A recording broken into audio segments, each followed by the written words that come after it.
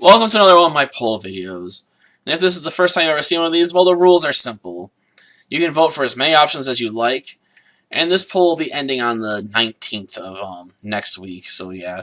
Not a very long window of opportunity to vote, but there usually aren't that many votes on my channel anyway, at least in my experience. In fact, the amount of people that actually vote on these poll videos has gotten smaller and smaller as time's progressed. So apparently most people don't really care about what things I throw out there to play anyway that much usually, I guess, or they just don't really care because they're the kinds of games they don't care for that I put out there. I'm not sure which. If people want to leave a comment explaining why they don't vote, feel free to do so. I mean, if you explain things, I can at least try to accommodate you in the future. Try. I may not, but try if I can. Because this game is going on Thursday, it's meant to be a tactical game, so we're going to be looking at turn-based strategy games and RTSs and that sort of thing. So there's not going to be much variety here if you're looking for just a straight-up standard RPG or something. So with that being said, I suppose we should get our options listed. And some of these are games I have played previously. If you just want to see those Let's Plays, you can just go back and watch those and tell me to go screw myself, because who cares if I've fixed the visual from being, taller than it is wide. Because some people don't care that much about that stuff. Other people do, though, so I'll put them out there. But we'll start with a game I haven't played yet. Final Fantasy Tactics A2. Grimoire of the Rift. Honestly, my experiences with the Final Fantasy series have never been particularly positive in my experience. I spent a lot of time with Final Fantasy 12, and some you could argue is my fault for why I didn't enjoy it, because I spent so much time grinding to reach max level very early on in the game. So early, in fact, I could actually go through most of the bosses one-shotting them. So the game was both boring and long for me, unnecessarily. But even if that wasn't an issue, I just never could get invested in the story. I think it's partially because of the choice in Old English they went with or whatever. That just really didn't sit well with me. And my other experience with Final Fantasy has basically been Final Fantasy 13. And a fan game I haven't finished yet. So, yeah. The fan game's not that bad, I suppose, but the Final Fantasy 13, that's a whole kettle of fish that I don't really want to get into right now. I'll also put up Hero Saga, Leviathan Tactics. Now, this is a game I have previously covered. And yes, this is one of those games that got hit with the stretching issues, which is why I would put it back up there. If people really care about the stretching, they can vote for me to go back and redo the entire game and get the good ending, which means getting all of the very special weapons the game has to offer. Because that's what's required to get the special ending, which is basically just one small image at the very end of the game. That's it. So yeah, it's not a very, very special ending at all, is it? As far as the difficulty of the game itself goes for this turn-based strategy RPG, it's not that particularly hard in my experience. Mostly because you can abuse certain characters to really level out a lot of pain very early on your enemy. Basically just crushing most of their forces, and then just being able to sweep in the rest with sheer numbers. So this isn't a game you're going to want to pick if you're wanting me to do a very difficult strategy game. Because it's just not going to be difficult for me to get through it again, unless I handicap myself by not taking a certain character. I'll also put up History, Great Empires, Rome. Now, I have some concerns with this one. For one thing, this game have had issues with the data going corrupt on the save files before, so we could get very far into a campaign, and all of a sudden, all the data is lost, which would really, really suck. I'd have no choice but to either start over or just end the run there. That is a definite concern with this game, so beware if you vote for this. If it crashes like that, I'm not sure what I'll do if that becomes an issue I have to deal with. I also would probably try to record most of this in advance if I did this, because I'd rather not have to work on the under pressure with this, because I've only run through a few campaigns on this game in the past, so my ability to reliably win with this game may be rather low. I'm not sure. It's basically Rome Total War, like a poor man's version of it. That's basically what this game is. I'll also put up Hoshigami Blue Earth Remix, I think is the proper title. So yeah, this is a remake of an older game on the PlayStation 1, I believe. At least I think that's the system is for. If I'm wrong, please don't crucify me. As for how difficult this game is, I've heard it can be extremely difficult on the higher settings. So much so that it becomes almost impossible to win with certain classes of characters if that's what you specialize in. Especially on melee characters. I've been told they can get royally screwed over because they have to spend so much time trying to get to long range units that they can basically be slaughtered before they even get close. So yeah, this is a game where I've basically been told to go heavy on the magic and long distance combat.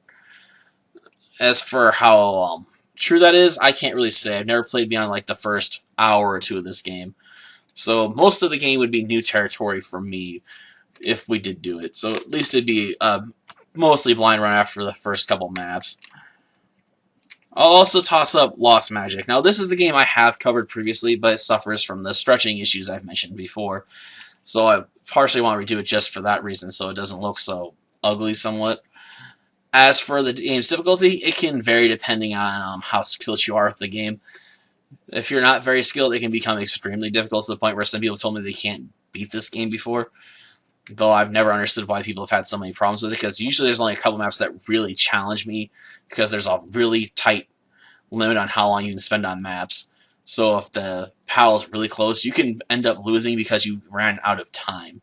Not because you were going to lose because you ran out of units or health, but you couldn't do it underneath the time limit you had, which really, really sucks. So yeah, this game can be a bit difficult at points, but for the most part it's not that bad, as long as you stay properly leveled and properly outfitted in terms of what units you're using.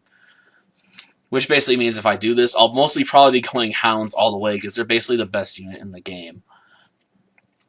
Get them early, get various elements, and abuse the crap out of them. That's usually my advice.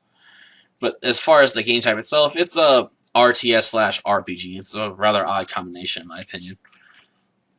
I'll also put up Luminous Arc 2, yes, the game we just finished, because there's actually another ending that I didn't do that involves going down Fatima's route. Now, obviously, this wouldn't change too much dialogue over the course of the game, but it is an option to go back and do that if people want to see the Fatima route and see her ending scenes instead of, Altis. If we do go this route, we'll probably be using a different cast of main characters for the most part. There's no way I'm going to ditch Roland because he's necessary for some battles, or Alti because she's also necessary for certain battles. And her style really falls more in line with how I like to play, with overwhelming force. Though I probably will try to replace other characters on the team like Dia and Pop and all of them as much as possible. So the game doesn't feel as samey as feel completely the same as the last run. At least that'd be the preference. I'll also put up Mage Knight, Destiny Soldier, and I guess this one's based on like some sort of board game or something from what I understand. And where units take damage, they actually become less effective over time. At least from what I've read. If that's true or not, I don't know, since I've never played the game before. So my ability to be good at it or not, up in the air. It may be a game I can pick up real quick and learn. It may not be. So yeah, it'd be an up or down on that one for that run. We don't know yet. I'd have to experience it. I'll also put up Panzer Tactics. It's a lot like Advanced Wars in certain ways, which might mean it might be a really difficult game for me to play through because it does have some complex features to pick up early on. And when I was trying to go through the tutorial, I found myself struggling with it at points already. I mean, I'm sure if I spent enough time with it, I could start to pick up and get used to how it plays. Because once you get used to games like this, they start to become much more natural to play and relatively easy to go through. So I might have to go through a somewhat steep learning curve with this game in order to beat it. I'll also put up Spectral Forces Genesis, which is another poor man's version of Rome Total War, really, in my opinion. Where you have a turn-based system where you can, like, your turns are decided, like, you'll collect taxes this turn or stuff like that, and then there's certain turns in the year you'll be able to do battles, when the battles are in real time. The problem with the game is that there's one unit for the Elven Alliance that is completely and utterly broken, getting a half-unit heal when after it's only taken basically less than 50% damage, just slightly before that. So if you know what you're doing, you basically can defeat all your opponents with a single unit and minimal effort. So yeah, the difficulty curve on this game can be really low, depending on if I use resets and whatnot to recruit that character as early as possible. I'd also probably pick an alliance or a group to start with that had easy true ending requirements to achieve, because I don't want to spend a ton of time in the game and I'd only probably take one faction, and one faction alone, that's it. I wouldn't play through the game with all the factions because there's 40 of them. And I don't want to spend that much time on the game because, let's face it, it ended up being really, really lengthy after a while, and I just don't want to do that. I'm not sure which faction I'd pick, but probably one of the easier ones, at least as far as the ending requirements go. I'll also put up Valkyrie Profile, Covenant of the Plume, and this is one of those games where I'd probably have to play it 3 times, honestly, because first time you play through, you're basically going to be forced into a bad ending. A second time, it's sort of middle ground, and then the third time, you should be strong enough to get the good ending. That's basically how this game works, forcing you to have to replay through it multiple times if you want to get that good ending that really satisfies you. So, yeah, if I do this one, you might see a lot of the same stuff repeatedly. Of course, it'd probably be spread out over a long period of time, but yeah, I'd probably be doing it for quite a while if that one does win. I'll also put up Luminous Arc. Now, this one didn't get as much stretching as the other videos I've done for stretching issues before, so this thing may not interest you that much because of that. There's also no alternate ending to my knowledge of this game. There's one basically set ending and one set path getting there. So if I do revisit this, I'll probably have to try different characters, mostly using the witches, because for the most part I didn't use them when I did this run. I tried to avoid most of the witches as much as possible, outside of the one that has the resurrect ability because it's so powerful, at least when it comes to your best healer. And I don't think I could shelve her if I want to, because she's just that much of a... has such an ability to shift battles in your favor over time because of that resurrection skill that it's hard to ignore. I'll also put up Bleach, the Third Phantom, another game I've covered previously. Now, I do have someone I've talked to online that's been willing to join up with me for this, so this may end up being a team-up episode or series if I do this one. And yes, I realize I'm doing this one mostly because of stretching issues for a revisit. I'm not sure if I'll have as much time to do the grinding work as I did previously for it, though, because I really built up my main character very early on to max level. So when her brother rejoined, I could use him at max level as well, because that's usually my preference to save some grinding time so I don't have to do it twice. But yeah, if I do play this game, I probably will abuse the healers quite a bit, because they're very broken. Painfully so. Especially Rukia and Momo. They're like goddesses of Keto abilities when you use their healing skills to level them up to max level as early as possible. Same with Orihime. Of course, some of those characters, like Orihime, I'd probably stat out more as fighters this time around, because that's really the only thing you can do with her points, in my opinion. Because there's no point in developing her special attacks, because they eat up from her health and percentage points, not set amounts. If it was a set amount, it wouldn't be so bad, because you could buff her health stat. But no, they're like, take it as a percentage amount, which was really dumb in my opinion. Though to get away from the Nintendo DS, I'll also offer up a few PS2 games, like Chaos Wars. Now, this one's actually a crossover game with quite a few other games series, and I've never really played that far into it beyond like the first map or so to show off for one pull video a long, long time ago, just to make sure I could actually do it, because it would be at a fast enough frame rate, which is an issue with some of the games I've wanted to do in the past, like Disgaea. The frame rate in that is in the old format from the PlayStation 1, so my Hop Hog doesn't really recognize the footage right, so it gets all messed up. If I do that one, I'd have to do the PC version, but I'm not really willing to offer to do that right now, because I get rather OCD about grinding in that game too. So much so that I don't think I could reasonably cover it.